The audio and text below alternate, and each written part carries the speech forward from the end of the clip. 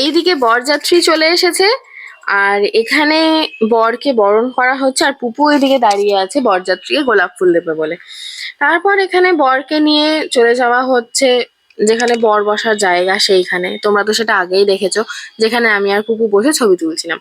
যাই হোক, এখানে কুটুকপাড়ির মা বাবা ওকে নিয়ে ভীষণ ব্যস্ত, কারণ ওর ঘুমের টাইম হয়ে গেছে আর ও প্রচন্ড খ্যান করছে।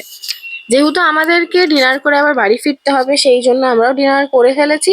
আর এদিকে টুপাইদি, শুভনীলদা আর বড়দিও ডিনারটা কমপ্লিট করে নিচ্ছে, কারণ ওরাও বাড়ি ফিরে যাবে।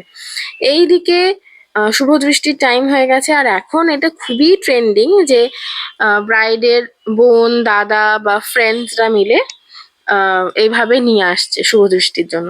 তো এইখানে শুভ দৃষ্টি হতে হতেই আমরা বেরিয়ে গেছিলাম, কারণ আমাদের অনেকটা ফিরতে হবে, অনেকটা লেটও হয়ে গেছিল। এখানে আমরা দাঁড়িয়ে সবাই উবের বুক করছিলাম, দেন উবের করে আমরা চলে এলাম বাড়ি। এখানে সোনা দাদু আর মা মিলে পেমেন্ট করছিল উবেরে। আর এই যে আমরা চলে এসেছি ফ্ল্যাটের নিচে।